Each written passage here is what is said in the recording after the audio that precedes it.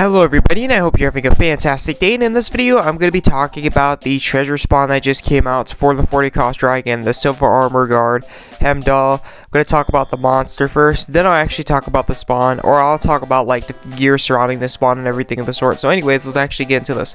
Okay, so right here, we got Heimdall. Ability power of 130, damages all enemies at random 10 times with physical time damage with a success value of 100. So this is a single hitting move, this isn't a multi-hitting move. So if you find 5 people, those 10 hits are going to get spread between the 5 people randomly. It's not going to hit everybody 10 times with an ability power of 130. So if you're confused about that, it's not a multi-hitting move, it's a single hitting move. And the ability power gets boosted by 5 for each increased skill level compared to the usual 10 that usually monsters give. That's not a lot, but regardless of so, if you're fighting one enemy, that's still a pretty good amount. It's going to also have a continuous heal for 10% for every 5 seconds for 90 seconds of continuous healing. It's also going to reduce physical and magical damage taken by all allies to 0 twice. It's going to reduce physical and magical damage taken by all allies by 40% for 60 seconds. It's also going to increase usage gauge of all allies by 2 for 60 seconds. It's going to boost HP recovery effects of all allies by 50% for 90 seconds. It's going to increase the max HP of all allies excluding yourself, not including yourself, by 100% for 90 seconds. And it's also going to cast Hero, the mother of all buffs. Okay, so this monster, all hands down player versus enemy. This is not a player versus player monster. This is a very short-term monster you will use unless you manage to use it in like, this is not even good for Crystal Assault. That's the crazy thing. Not even for Crystal Assault. Crystal Assault came back out and here it is right here, Crystal Assault. So if you want to do it, you could do it. It's not even that useful for Crystal Assault. That's the crazy thing about it, and I'm not even kidding you. This is really only for player versus enemy and the 40 cost dragon, obviously. Now with the 40 cost dragon, that was absolutely a walk in the park. Like, I'm talking like second try, I think 520, like 20 minutes after it came out, we already completed it. It was almost literally as easy as the water 40 cost dragon, and that was like the easiest 40 cost dragon to be in the game. So absolutely, if you're doing Carnage or you're doing Carnage, you don't need this monster. You absolutely do not need this monster whatsoever. I'm gonna just tell you that right now. When you're doing Purgatory though, it's gonna be recommended that you have this monster. And then if you do Extreme, it's gonna be near like a necessity to have a couple of these from your team. Your team's probably gonna want to have hold on a second, Heimdall for survivability, because these monsters can be doing lots and extreme amounts of damage if you are not careful. Even if you are careful, I'm pretty sure on Extreme they're going to be doing more damage than they are on Carnage for sure. And Carnage, they could still one-shot you if you don't got balancing. So because of that, Heimdall would be probably needed, if not needed on Extreme, not needed in Carnage, and probably a little recommended on Purgatory to actually have. So that's pretty much the rundown of this monster.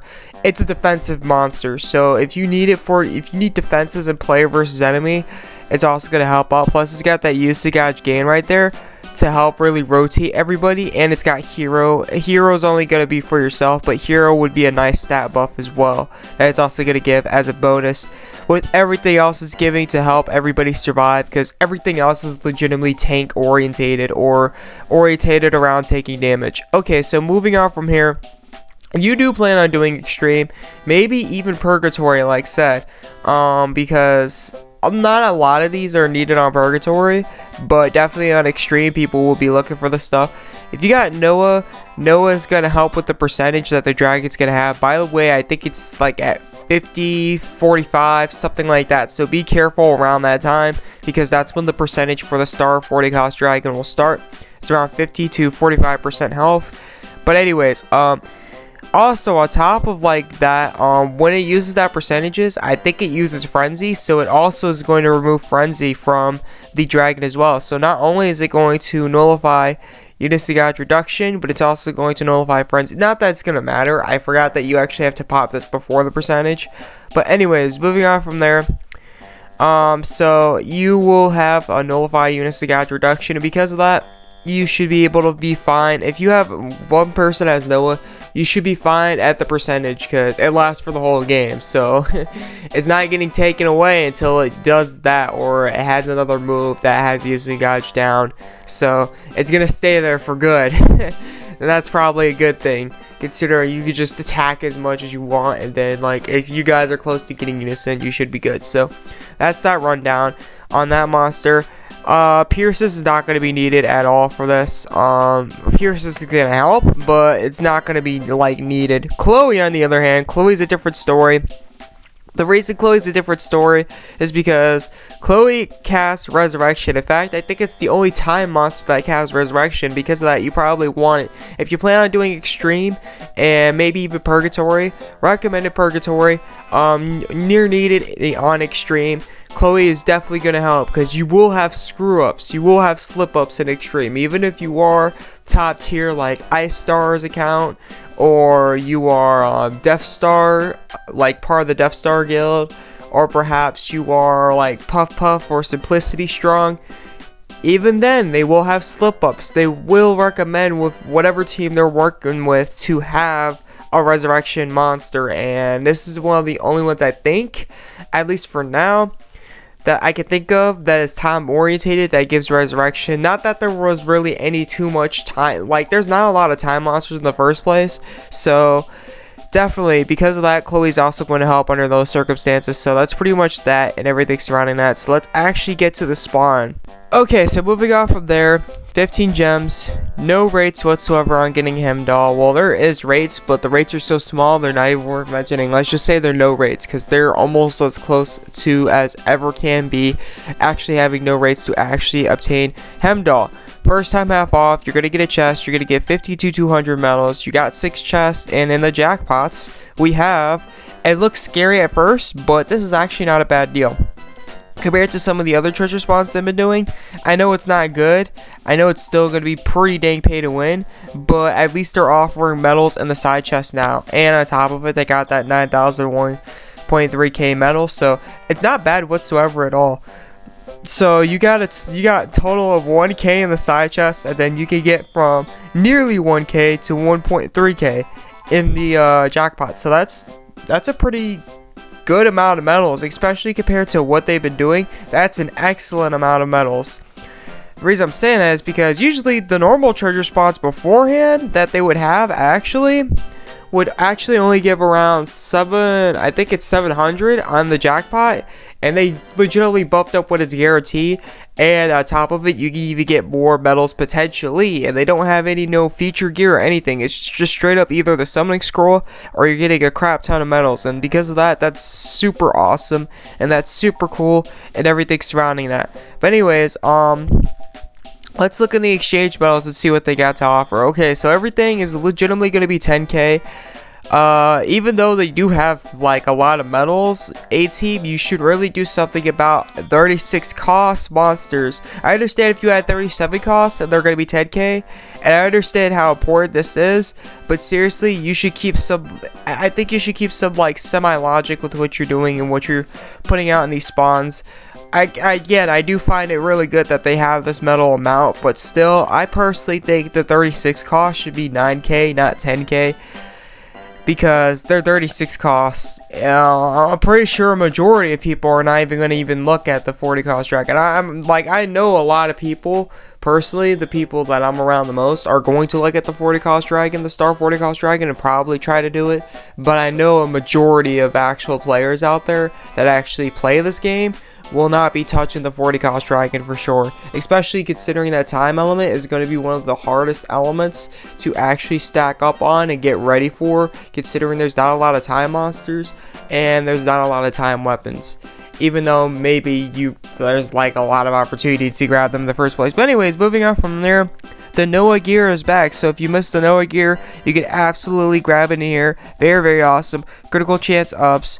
If you don't have fatals, if you're rocking a critical build for your Lancer, it's actually recommended you work with these critical chance ups instead of fatals. So if you're rocking that for like the Lancer, like a critical build with like I think it's like Dragon Tail or Dragon Ripper or Stake All or whatever like that, definitely you want to grab these instead of Fatal Testaments. These are definitely going to help out a lot more for your Lancer build, because you're actually building towards more critical instead of just doing a shot with it like Fatal. Fatal is pretty much just a proc rate that gives you critical guaranteed, but with this you could actually stack on top of like your Stake Up or your default critical that the Lancer's already going to have and everything like that. So because of that, that's probably recommended. This versus Fatal, I personally would go with Fatal, unless like said you're that type of Lancer or you're working towards an actual critical rate build, then you should do that. But personally, it's not going to hurt. Like Fatal versus critical chance up, it's really whatever you like, to be fairly honest. I personally would rather have Fatals and then rock like the attack ups instead. But if you want to rock like critical chance ups, or not the attack ups, the damage ups giving like I think they give like 8 AP or 5 AP, something of the sort. I forgot. I watched Tylee's video on it. I think it was like 5 AP or something like that. But anyways, these guys right here, I like rocking these guys. Or you could just be like opposite of me. Throwing like the attacks ups and then like rock a lot of physical and magical testament double XLs, whatever works for you, to be fairly honest. But anyways, yeah, that's that gear and everything surrounding that about the critical chance ups. And then they got the Tachyon stuff right here. They're very awesome. They brought this back because I'm literally missing probably nice potential right here, because I want to rock Astrolabe, but I don't even have like an extra time weapon, considering that it's going to help me rock Astrolabe and it's time orientated, so that means it's going to give me 30 attack. That would be a good way to actually get that would be a good thing to actually get for me for the star 40 cost. Then they got the reflection reduction gear right here. Really, I would probably like, I haven't seen a barrier on the dragon at all. Maybe it's because we slowed it down with all the armors I have. Literally, I think we slowed it down a lot with that, because he also reduces the action speed of all enemies. He casts Karma too, so he's a Karma caster, and I don't think they have barrier. If they do, then this would be recommended. If they don't, then you're legitimately good to go. This would only be worth it for the stats that it gives, and if you're doing guild battles in your back line, your DPS, it's going to help out with if you run into a guild crystal with barrier, that's going to help out for that.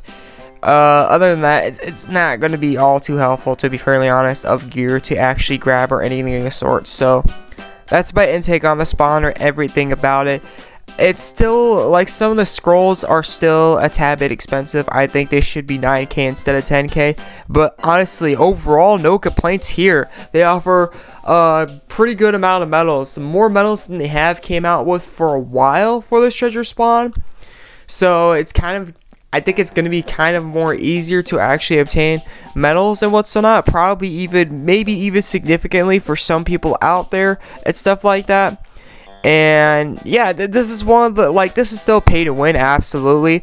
Don't get me wrong, for all you new people out there, or people who never really know about don't do treasure spawns, don't know about a treasure spawn, still extremely pay to win. It's probably going to take around 600 gems to even get the monster if you don't get it from the summoning, like the jackpot for the summoning scroll reward, like the summoning scroll reward from the jackpot. It's still going to take probably around 600 gems and stuff like that, but it's going to be significantly, because they actually have more medals to offer, it's probably going to be significantly more easier than some of the previous treasure spawns they've been coming out with, because you could literally get a total of 1k through the side chest. You're getting 500 to 200 each time you spawn, and on top of it, you're getting 900 to 1,300 in the jackpot. And if it's anything like the other 9,000 to 1,300 jackpots have been, it may take a while to get to the jackpot, but once you get to the jackpot, you will have high rates on whatever they have to offer. So that's really, really awesome that they're doing that. They have a selection of stuff you can actually choose from the metal exchange. They have monsters if you're interested in the 40 cost, or perhaps you want them just in case. And it's kind of like less pay to win than most of these treasure spawns they've been having out. So thank you for tuning in, thank you for watching, and I hope this helped out. This is the AzureWrath, and I'll catch you in the next video. I'm out. Peace.